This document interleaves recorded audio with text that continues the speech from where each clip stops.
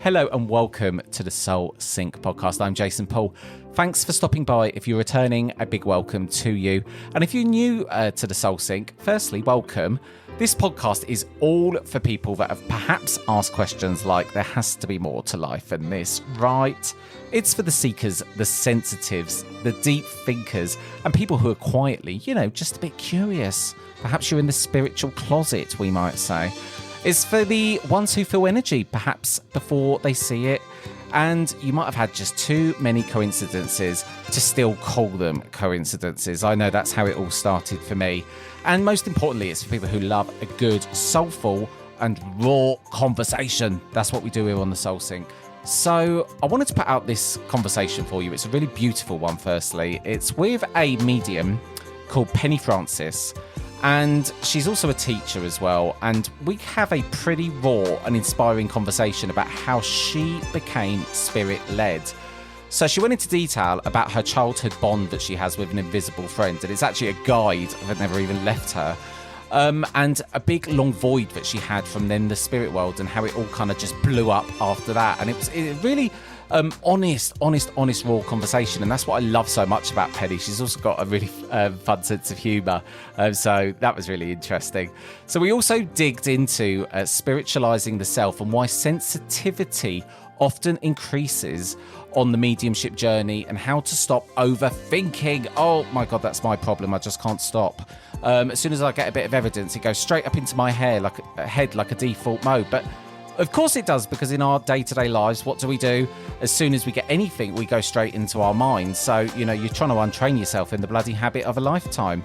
So Penny also offers us grounded practices and lots of different interesting information, which I think you're just going to find remarkable. So anyway, let you get on with it. This is my conversation called Stop Thinking, Start Blending with Penny Francis on Real Mediumship. Enjoy.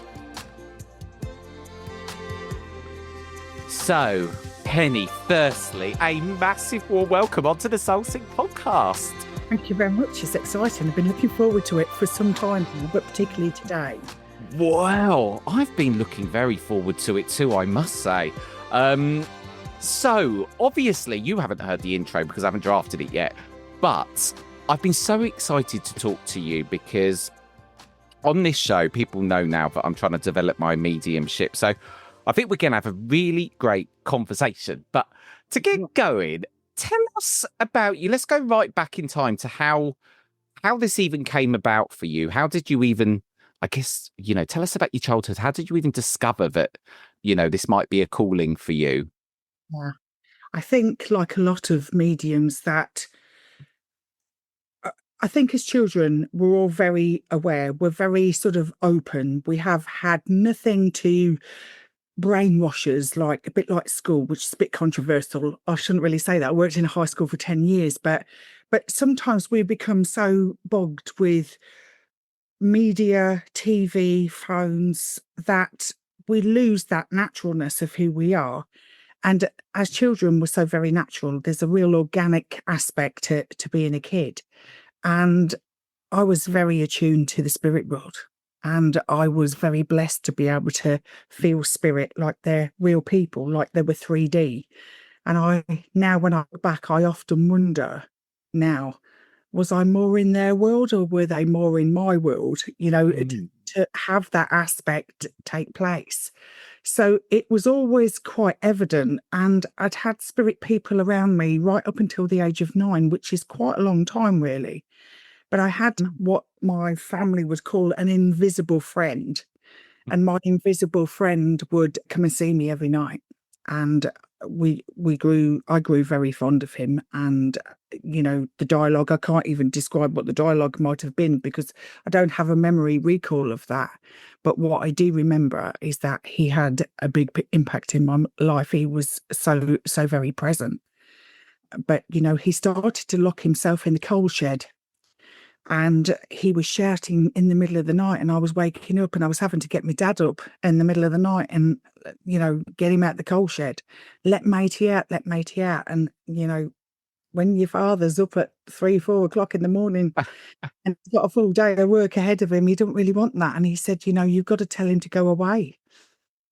And actually, that night he never appeared again. So there was this real devastating feeling of loneliness, like I cannot even express to you. Like it was such a loss, so that I can't even comprehend, but I can still recall that sort of initial feeling. And I didn't forget about it, but I knew that it was present in my life. But I went through school very isolated, very in a very solitude format. And pretty much most of my life, relationships didn't work out. And it was just, that you have this feeling and this sense that there's something else, but you can't put your finger on it. And I don't think my story is any different really from a lot of others. However, fast forward, I actually went to the Arthur Findlay College, and there was a medium demonstrating. I was 40 years old by this time, and I just broke up from a relationship, and things were really raw, but I knew that this is where I needed to be. I knew this was where the pull was. And she gave me a message from Platform in the Sanctuary from my grandfather, and it was smashing. It absolutely on the money. Literally, it was about money. About after 35 years after his death, his property had come up for sale. So like he was talking about that, which was so intriguing. And she said, "Oh, just before your grandfather goes, he just wants to say, matey says hello." And I absolutely burst into tears. And the medium came to find me afterwards, and she said to me, "Matey's never left you. He's always been with you." And then I realised that he was one of the main instigators in my spirit team. I feel him occasionally. I don't see him very often, but from that moment, that sentence, those words just changed my life, because that filled the void that I no longer felt, like that gap that was missing, that something was missing. And I felt really quite complete and whole again. And that's where the journey started. It's interesting, isn't it, that you kind of felt that void for such a long time. Did you sort of place that void on the feeling of the loss of him, or was it just a general feeling of emptiness? It was the loss of something. I had a great home, in a happy relationship at that time, 2 great kids, but there was still something missing, and I couldn't put my finger on it. And now I realise, through the evolution of self, through myself, through spiritualising, through understanding who I am, that actually there's this great reverence that has appeared within. And this, I never thought in a million years that I would ever use the word God. I used to feel embarrassed about it years ago to even mention the word God. But there was no denying that this feeling that I had inside of me was a reverence and a connection to God. And it was just so huge. And it plays such an important part of my life. And you can take away all of my qualifications, my certificates, my ability, but the one thing that you'll never take away and diminish is that feeling, that soul, that reverence within, that cannot be destroyed. It's interesting what you say, because I only recently probably have started to accept the word God. I think my feelings towards it, because I've never been comfortable. I've always said, no, I don't believe in God. I don't believe in anything, for a long time.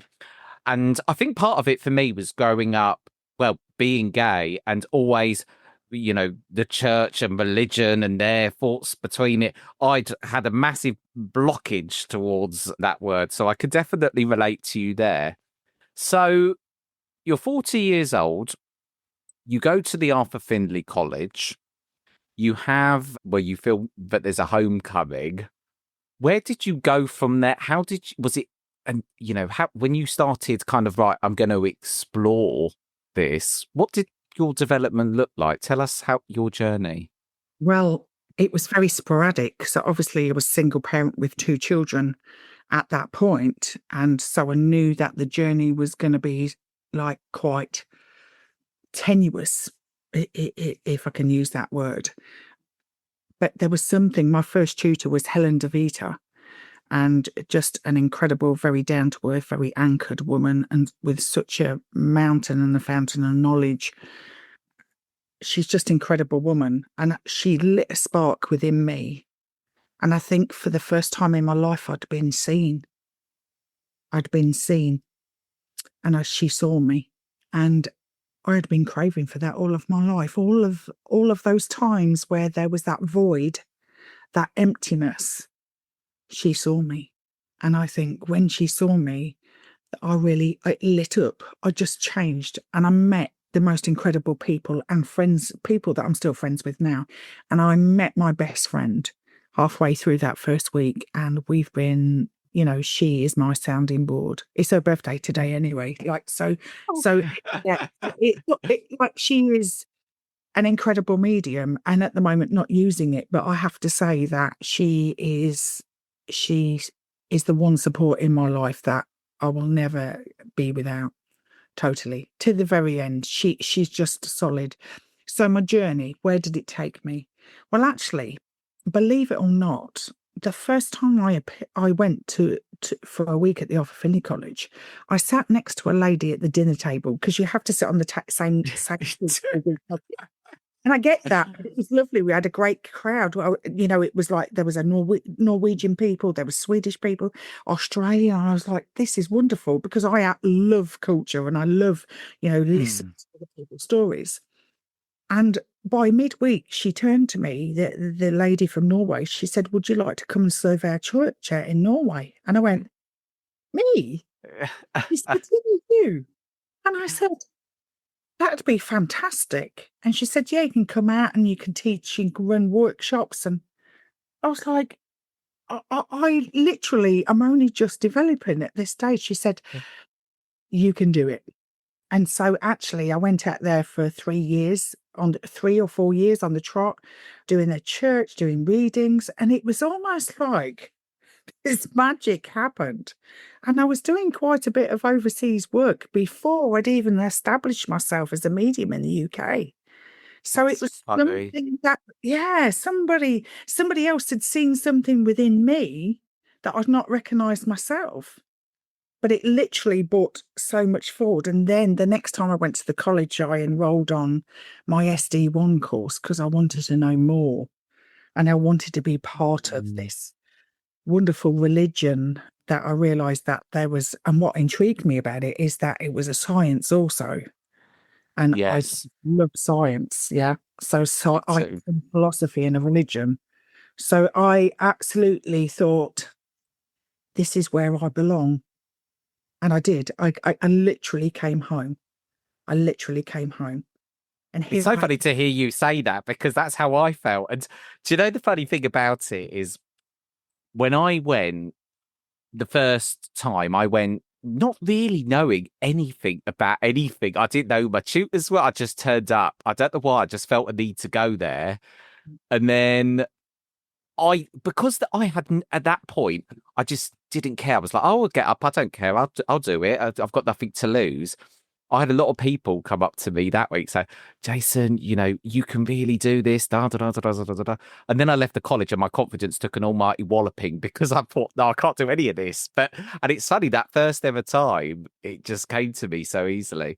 So what an incredible story that you started going straight away abroad. No. And I'd been to the States, I'd been to Norway, I'd been to Ireland, and I'd been to Europe as well. And I just thought, this is an incredible opportunity. And I thought, what do they see in me? I was like, because I don't feel that I'm all that, I was always not putting myself down, but actually trying to get a better gauge and a perspective on myself. And that's where,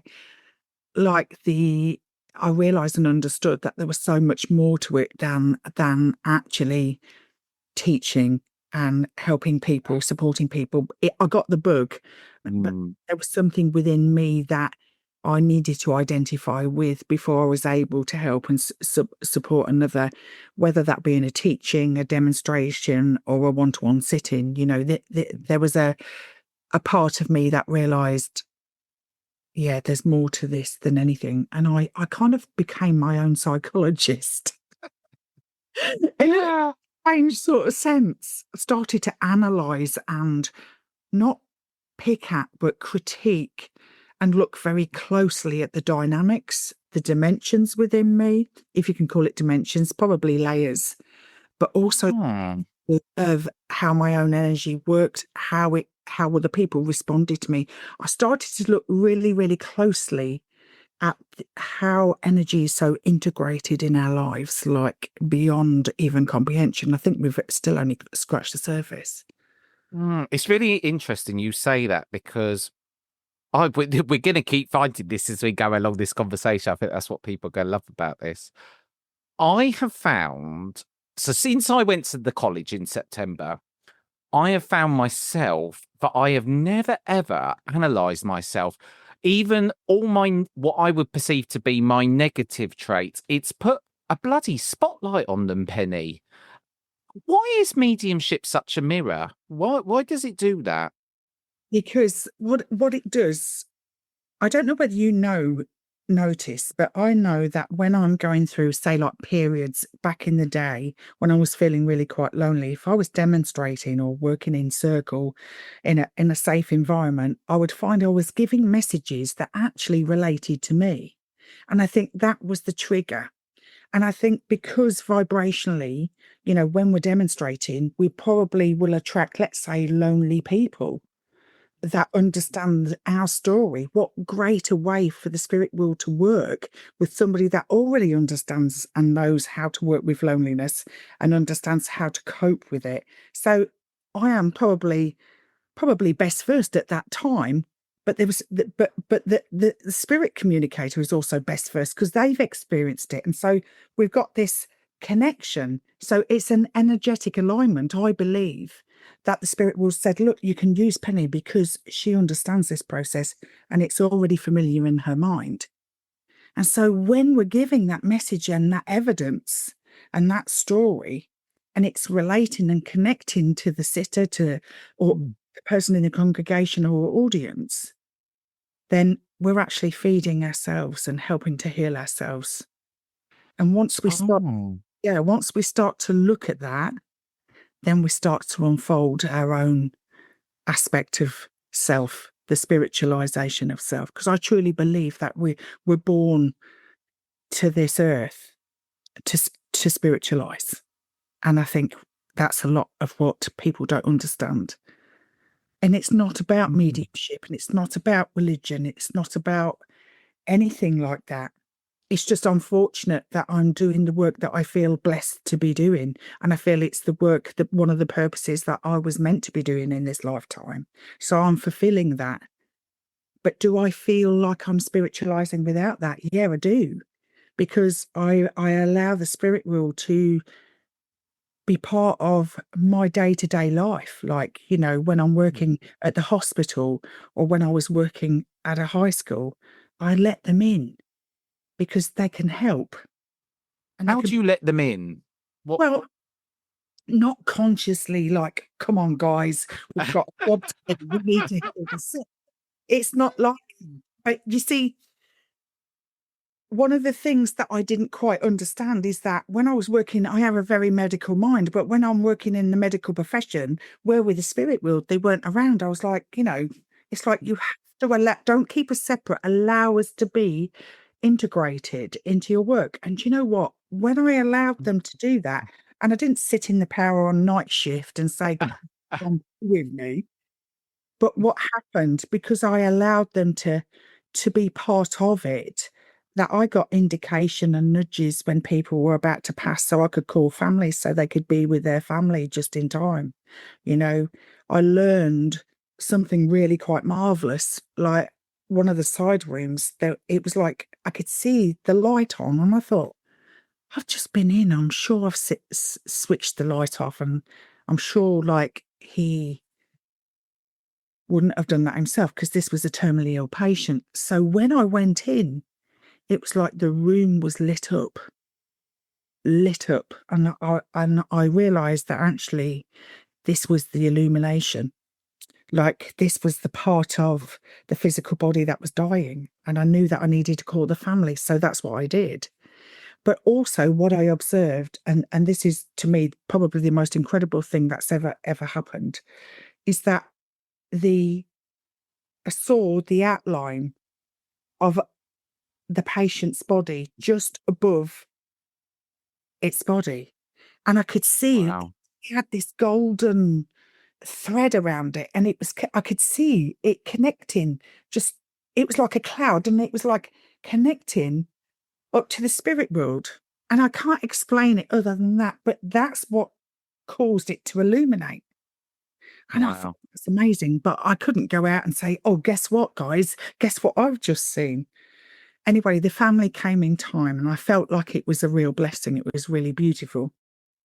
And fast forward 10 years, okay, and I'm at the college last year, the Arthur Findlay College, and I'm being observed for the day. And we were given extra duties to do on the Friday, and I was asked to do the outer layer, the spiritual layer of the auric field as a tutor, as the lecture. And I was like, what do I do? What do I bring It's a forward? really hard thing to teach. When I'm at the college, Yeah. I think mediumship is a bloody hard thing to teach because, in theory, you're using a lot of analogies and, different people have light bulbs of different things. And I don't think it's an easy subject to teach. I think it's very hard to teach. I don't think you can teach it. I think that Well, it's yeah, al- that's. it's already within, but I think you can facilitate the learning and help to progress and bring forward different dynamic than perhaps they'd not seen before. But if I can just go back to that Yes, outer. please do. The auric fields. So I sat there at like 11 o'clock at night, and we were sweating because it was like it was the hottest week of the year. It was like 45 degrees. It was roasting, and I had a little sliver of a window like this. And I started to do some research, and I'd got Andrew Jackson Davis's book with the magic stuff, and I was looking through referencing, and I thought, is there anything here? Because this man was just incredible. Like his medical mind was, even to this modern day, was second to none. One of the greatest pioneers, and somebody that really understood what spiritualism is. And I read that he had written about how the body dies from the feet and the hands first, and that the auric field mirrors the imprint of the physical body and starts to rise as the person's taking their last breath, and actually creates an illumination.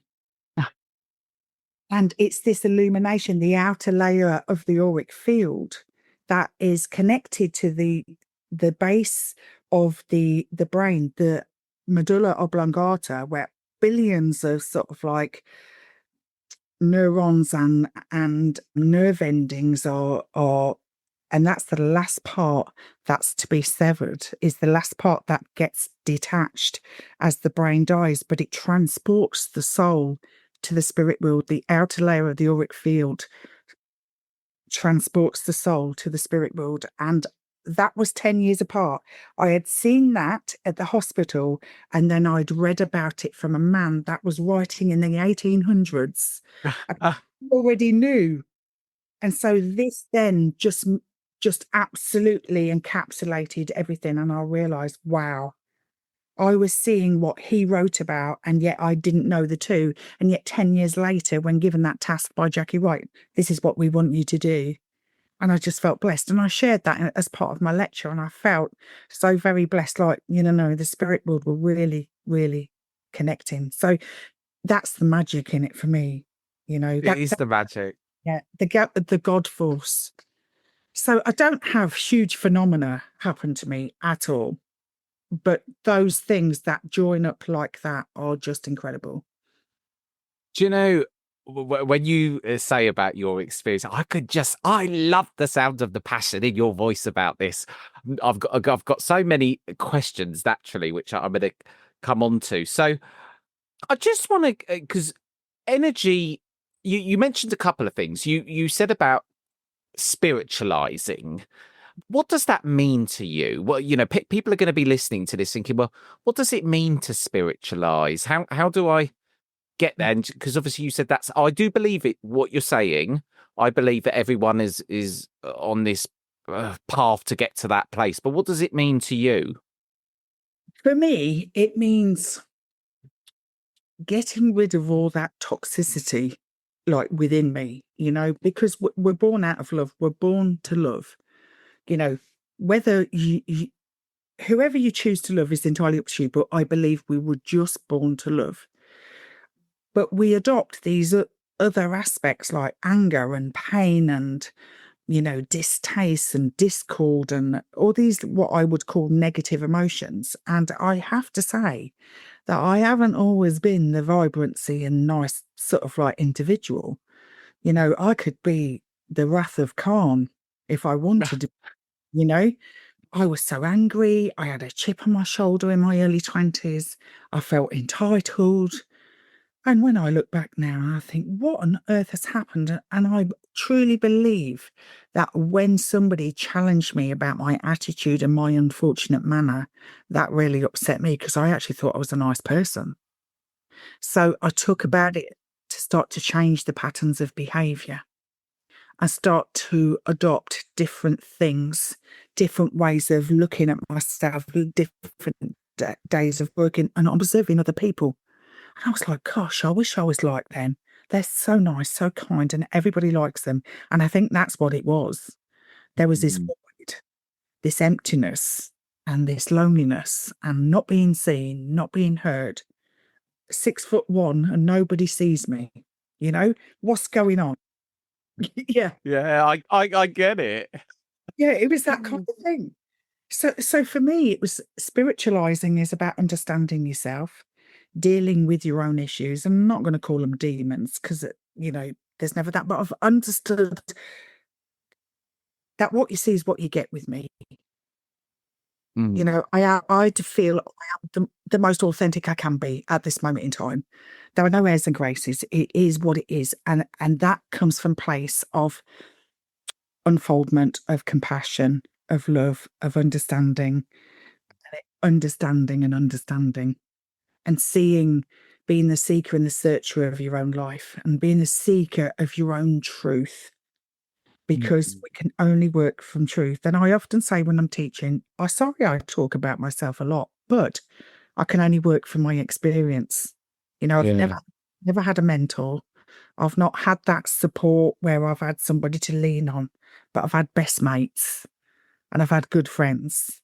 But what it's allowed to do, because I love to talk. I will stand in a queue and talk, and I will turn to somebody and have a conversation, whether they speak my language or not. I will try and exchange, have some dialogue, use sign language or, not in a professional sense, but try and engage in conversation because I have a love of people. I am truly passionate about people. I was just thinking, it was going through my head when you were talking, I was thinking to myself, do I think I'm at that place now? And I think, well, yeah, I am. I do have self-compassion. I do have a tendency. And God, when I was in my 20s, I self-sabotaged. I still think I'm only ever a moment away from the fuck it button. But there we go. So I want to come on then to the spirit world because, as I said, there's a lot of people that listen to this show that are mediums that are developing, myself included. So I'll go from my experience and talk about where I feel I'm up to, because I think that's going to prompt some really good conversation here. So I can feel spirit around me. I understand sitting in the power, and I can do that now. Bloody hell, it took me a long time to understand what sitting in the power was. And I could do a reading, but it's, a bit patchy. My problem is my mind gets in the way a lot. So how does one have a fluid conversation with a spirit person or because when I think you stand on a platform and do this for a very long time, how do you keep that connection for such a long time? And also trying to keep the audience's attention. I've asked you about 5 questions in one there. That's right. Yeah, I'll try and get to it. And I was just thinking a minute ago, I'm not sure that those questions you've asked me, I'm not sure I even answered them. So, you'll have your viewers say, well, she never answered that question and she never answered that one. skirting No, I around. have a habit of asking 5 questions and then going off down 10 other rabbit holes, so don't worry about that. So which part do you want me to answer first? Like, how do you hold the power? But let's start at the beginning. So we need to get in the zone to talk to the spirit person or Okay, to well, feel them. what I have a tendency to do, and what I have, spirit have helped me with, is building a relationship with spirit, and is sitting. It's literally all I do is sit. Sometimes I expand my power to the room, other times I just sit. And just recently, what spirit have taught me is to look at each layer, the physical, mental, and emotional, separately. So quite often when we look at ourselves holistically, don't we? And we just think, Hmm. oh, a few aches and pains and, oh, full of mind chatter. You talk about self-sabotage. You got to look at that internal dialogue. All right. So they taught me to, okay, let's sit together. Now focus on your physical body. Whereabouts are you feeling those ailments? Whereabouts are those aspects of you? And then I come out of that moment, and then I go back in and look at my internal dialogue. What's my mental chatter about? Because for me, my mental ability creates the emotion, the feeling, and then I go and look at the feeling. So when I look at the 3 separate layers, I'm giving it identity, and I'm acknowledging those 3 aspects of myself separately. So you're fine tuning those 3 things separately. So when you're fine tuning that aspect of yourself separately, then the spirit world will have, I believe, greater clarity to work with, rather than looking at yourself holistically. And not only that, what you do, you are spiritualizing by doing that, because you're learning to understand your patterns of behavior, your internal dialogue. We can't always change that, because, if you're in a habit, if you're somebody that self-sabotages, to bring in positive mantra, that'll take me 55 years to bring in, the new me. It doesn't always work like that. And it could be that I think to myself, well, I need healing. So I just say to the spirit world, can I have some healing this morning?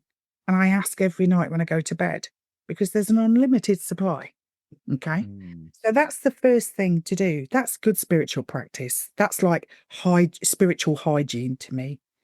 It is doing that. I mean, I don't profess to be the greatest medium in the world, and I doubt I'll ever be, and I wouldn't want to be if truth be known. But what's important for me is that if I understand myself in a good way, then I'm able to understand other people too. Okay. That So makes when I'm total getting, sense. yeah. So I don't have any dialogue with the spirit world as such. I just ask them to come and blend, because it's in that blend that they can connect with you. And the more you connect and the more you sit with them, the greater relationship you'll have with them. So imagine doing that every day for 3 minutes. Just that connection. Spirit, come with me. Just blend with my power. Let me feel power. You know, that's a big My ticket. problem is, do you know what you say? It makes. Do you know what? This is one thing that makes me laugh about mediumship, because it's sometimes what you're describing. Just sit, just sit. It's so basic, but I know what I do. I get a bit excited as soon as I feel spirit, and then I start bombarding them with questions and expectations, and then they're gone. Yeah. No, just if you set the intention, because then what happens if you start having dialogue, you're coming out of that power anyway, because you're more in your mental mind. You're not actually, your awareness shifts. Yeah. Yeah, that's. If you even just try just for a minute, like looking at the 3 layers, that's 3 minutes. What you're going to do in that 3 minutes is identify, oh yeah, I've acknowledged those 3 aspects of myself. It's gonna increase your sensitivity, and it's going to increase your awareness. All right. The other way to do it is to go out and have a walk and look very, very closely at leaves, plants, seeds within plants, bugs on. And when you start looking at the very finite detail of nature, then you'll get finite detail within your mediumship. Because when you start to look very closely, then the spirit world will use the mind very closely. It's that simple. That's exactly how it works. There's nothing complicated about it. Do you know the funny thing? I'm going to keep saying the funny thing. You're just making me come out with that tonight. I think because I've got a really overactive imagination, and I can definitely see that can be advantageous in my mediumship. But what I have never been is great at detail. But I'm starting to live a life that is much more present and much slower, and I'm starting to really observe. I just think to myself how much I've changed in 12 months. I don't even think I would notice the person I am now 12 months ago, because of I'm just so aware of everything. And I do find I am becoming a lot more sensitive, and at times I'm actually struggling with that, being more sensitive. I'm finding that I don't want to be in environments that I was previously once in. I get overwhelmed if I'm really sensitive to sound anyway, but now, if there's a sound I don't like, I have to run for the hills. Penny, is that normal? It is. Yeah, it is. And it's purely because your sensitivity is increasing. Like I have this today, no TV on and no radio and no music. I have quietness is what I need. I love Yeah. quiet. And what do you know, when you listen to the quietness, guess what you're doing? You're expanding your awareness. Mm. You're listening into something else. Do you know what also is really helpful is listening to binaural beats. God, I'm so glad you said that. I have got into them so much. It's the one thing that's really allowed me to actually, because I was getting really frustrated with meditation. I tried and tried and tried. I just couldn't find the right way. And now there's not a day that goes by where I don't listen to them, Penny. Well, that will actually amplify your clairaudience as well, because when you're listening to that like binaural beat where it's like going either side, you're setting the intention where you're becoming supercharged with your hearing. And although like we don't necessarily hear with our physical ears, because then that would be like a physical phenomena, like the spirit, all of this will be fine tuning. But that binaural beats, like I listen to 40 beats per minute, and that is really slow and rhythmical, which is unusual for me. But what it does, it slows down the mind. And guess what? The connection to spirit is super better. So Is it? super better. It is actually really great because the connection's so much stronger and I feel them so much stronger. I'm still in the learning phase. I don't know everything and I don't profess to know everything. I don't think you ever do on this mediumship journey, do you? It doesn't seem like there's ever a end destination. No, and I think it's really important to understand that. I did actually feel during the first lockdown where I was working a lot online, I was the happiest I've ever been. And I hit that euphoric sort of moment. And I was working all over the East Coast, South Coast, and West Coast of Australia. And it was fabulous. And I was working all through the night. I absolutely loved it. And it really made me feel really full.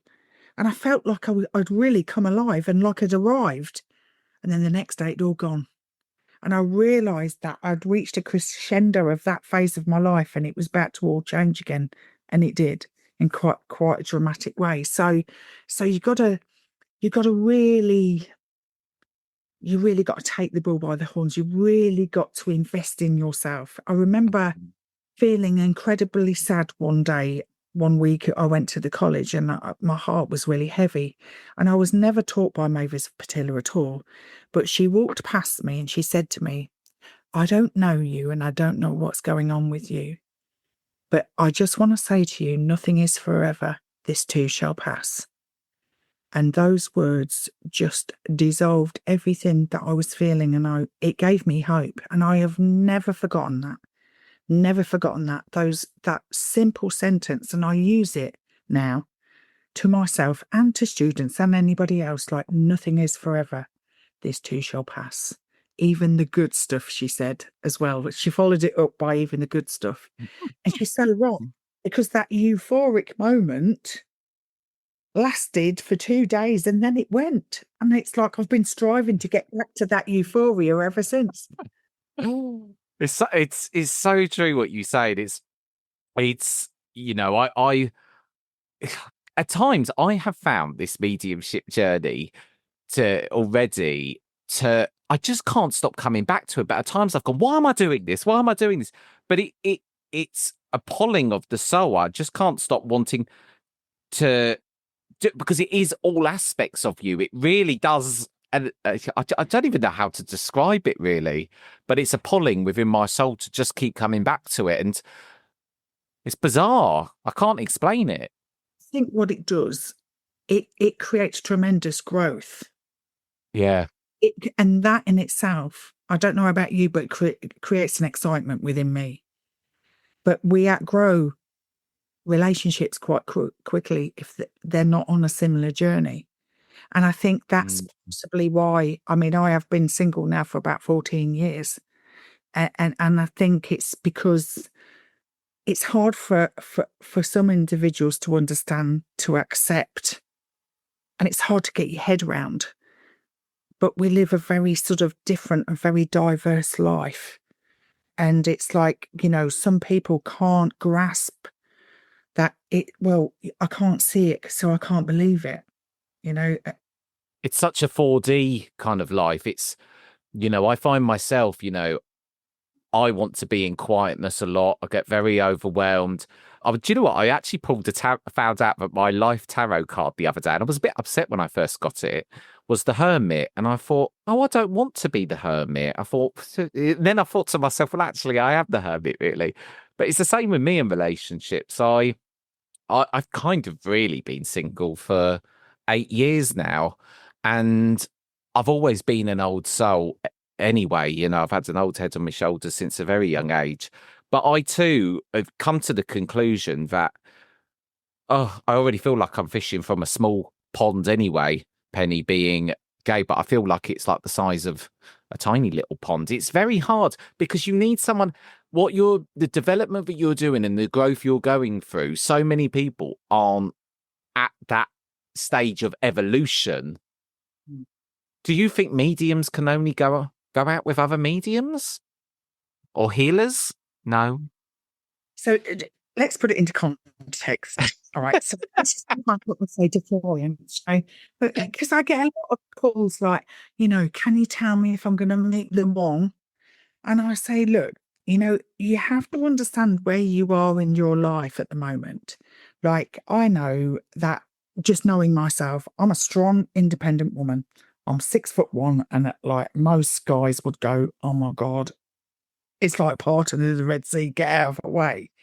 But I've tried, yeah, but it is, and especially when you wear heels as well, it's like, whoa, who's she, But it is, it's like, I have a strong presence and I'm aware of that. And I remember once a guy saying to me, you're very intimidating. And I said to him, no, you're intimidated. I said, I'm not intimidating. I said, there's a difference. So I said to him, I suggest you go and, work on yourself a little bit.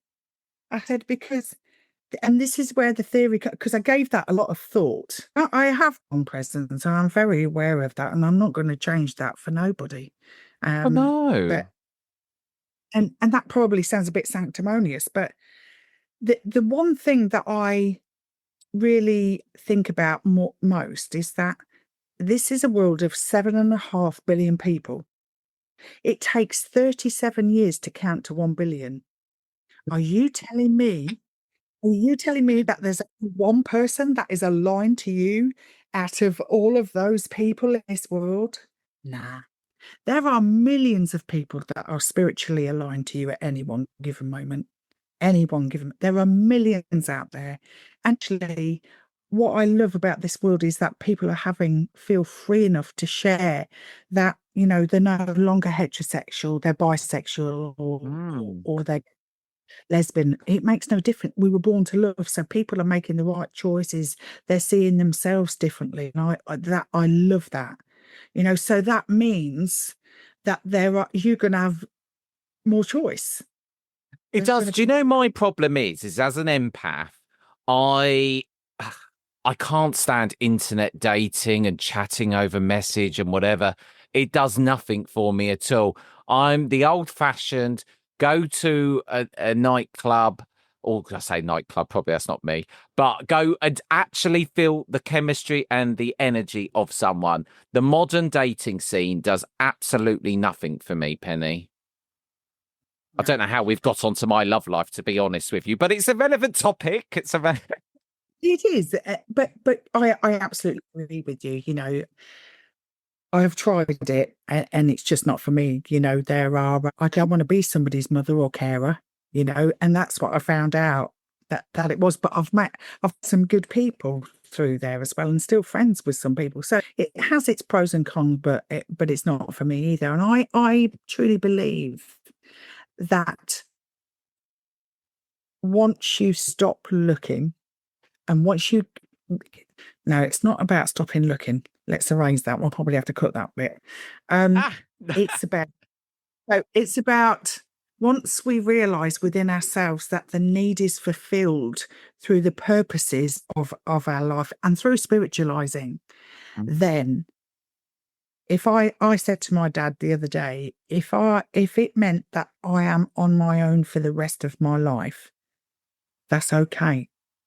Because that doesn't bother me, and because I've overcome so many different forms of being on my own and being lonely, that it is no longer an issue. And the work that I do, whether this be as a medium, as a nurse, as a teacher, it fulfills my passion for people. I'm the same. I think I've got to that point now where I just do love my own company. I've even said to myself, could I actually live with a partner now? Because I'm so comfortable with my own space. I've sort of almost, I said to my friend the other day, I said, if I was going to be with someone, I could almost just see having my own place, having the marital home, but still coming back to I don't know how that would actually work in practice, but that's what went through my mind. So distance relationship. Yeah, quite potentially. So I want to come on in the last bit of time that we've got together to talk about, and because I know that lots of people have asked me about this topic, and it's something that I've got a lot of emails about. How do you strengthen your evidence when it comes to, because, when it comes to a spirit person? So when I am doing a reading, I'm getting drips and drabs of information. Sometimes I don't even know, I'll get something in my mind, but I won't know how to interpret that or what that means. And then I'll say it to the sitter, and the sitter can't take it because I haven't interpreted it right. So I want to talk about evidence, because that's such an important part of mediumship, because ultimately it's all about the evidence, isn't it? That's what people need to know, that they've definitely got, who you say you've got. So can you talk to us about, your experience and advice when it comes to, trying to make sure that you can give the sitter the best evidence possible? There's a couple of things that come to mind. All right. You got to sit with spirit, because what happens if you're they're here and you're here, like the evidence is transported in some way. It's about setting the intention and about the power. Now, I was given a great bit of advice: sit in the power, do short bursts 3 times a day if you've got a big demonstration coming up, or sort of like short bursts where you just amplify the power really quickly and connect, so you get used to it. It's like you wear that as like a coat. It becomes a cloak, and you think the spirit world here. And it's like you keep that engagement. All right. So when you connect with spirit and you sit with spirit, what you're doing is this: you're refining the blend. And the closer the connection, the stronger the information will be. You've got to put the time in. All right. If you don't put the time in, it's going to take you longer to get there. Yeah, it's very true. There are other things that influence it as well. Like, I know that when my mum passed away, that my mediumship had another dynamic to it. Okay.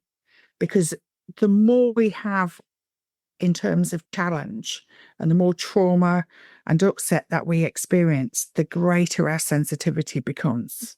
All right. And the more sensitive we become, the more connected, like almost like instantly you can feel the connection with spirit. That's my understanding. All right. But also through working with it, understanding your habits, because I think sometimes we can get into a pattern of behavior that as we start to connect, we say, all right, well, they look like this, this, and this. Now, sometimes, in fact, quite a few times, I don't give the relationship. Because if I focus too much on trying to find out whether Fred is dad or uncle or granddad or brother or son, I am taking my focus away from the power that I feel within me, the connection with spirit. I'm taking myself out of that power. So what I need to do is to allow the natural flow to happen. All right. So literally, you open your mouth, Jason. You literally start talking. I do not know. I can be sat waiting to demonstrate, and I will not know who I've got, man, woman, or child. Will not know. I'll stand up and I still won't know. I start to talk and maybe move about, and I start to get an image that is a split second, and I go. All right. So, and then I say, I've got a lady. I do not know who she looks like, but I work purely on the feeling, because everything that we receive from spirit is felt. Okay. The images we get are impressed upon the auric field and driven through the psychic faculty. That's how you see. You hear, usually, it's a feeling in the center of the mind, in center of the brain, and it feels like a softness that implodes or explodes, but it's soft. Or we may feel in our solar plexus, because that's the area that we're probably most receptive at that time. Does this Does make all sense? make sense. It makes total sense. Yeah. So what happens is that to allow the flow, it's that 4-letter F word, flow. Okay. So and the flow comes as you start to speak, the more natural your energy is, the more relaxed you are, the greater connection you'll have with spirit, because they can just join. We don't have to make any adjustments here because Jason is in his zone. You know, the funny thing about it is that first ever time I went to the college, it just sums it all up, because I just literally went with the way I felt and didn't even think about it. It was just what I felt. And it's the ego that has got in my way since then. But I need to do this, I need to do that. But I'm starting to realize now, Jason, just go with the way you feel. You know how you feel. And actually, I was so proud of myself. I did a reading the other day, and I didn't even let my mind get in the way. And it did. It was the flow. Just like you're saying, it was that flow. And it just came out and it was all right. And I thought, oh my God, you know, I'm starting to really understand this now. When you just listened to yourself back then, you said, oh, I didn't even think about it. Now that's the key. Yeah. You think about it, then your logic mind kicks in and you're not with spirit, you're in your own mind. So you've lost that connection. So it's all about being in the mind to mind. And the one thing I say now is me, you, and the joy. That's what I say to the spirit team. Me, you, and the joy. Come on, let's do this. I love that. I Yeah. love that. Yeah. Penny, it's been the most wonderful conversation with you. I feel like we could go for another hour. Would you like to Would you like to close the episode for us today with a final thought or a pearl of wisdom to leave us on? I would probably say, I was reminded of the other day that Gordon Higginson had said that you don't have to like everybody, but you can love everybody. I love that. That resonated with me so much. And through spiritualizing, through understanding who we are, regardless of being a medium, a healer, or, a trance medium, regardless of all of that, be human, be yourself, be in this moment, be in this world, and just absolutely be thankful for the small blessings. Because even though we go through trauma and challenge, this world was supposed to be, being in this world is supposed to be an experience. Nobody said it was going to be a good one, and I truly believe that we are faced with challenges every day. And the more we have the rug pulled from underneath our feet, we become quite insular sometimes, but in the end, we'll need another. And it's in those times where we need another, that being spiritual, being spiritualizing of self, it will be easy to open the door and say, come in, sit down, let's talk, because we've lost that in life. And that's one thing that you never know. That word, that last sentence you say to somebody in that moment of upset and argument can be the straw that breaks the camel's back. That can cause that person to do harm to themselves or to another. Yeah. It's about being mindful, because for every conversation we have with one another, there's an energetic exchange that is so strong that it shifts the cell structure, and that person is never the same ever again. And that's really important, because that means that when we share love and compassion, that we're moving and shifting things in such a great way. I think that was absolutely beautiful. And I agree with every word. Well, Penny, lastly, I just want to say congratulations as well, because you've just become a tutor at the Arthur Findlay College. You must be delighted. What an achievement.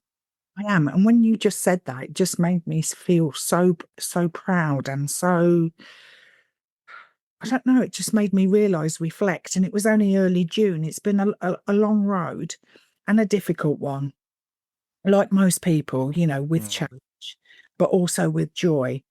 But it has strengthened my faith in myself and others. And I just feel so blessed. And so it bloody should do. Yeah, I just feel so blessed. I really do. And I'm off to the college tomorrow for a week, so I can't wait. I'm so excited. So, there'll be some new students to sort of like get my hands on. Well, if you want to see Penny, go and find out, check out her courses, the courses that she's on.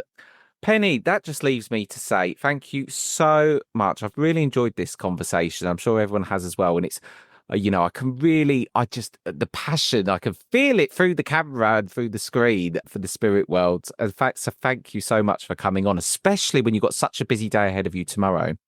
It's okay.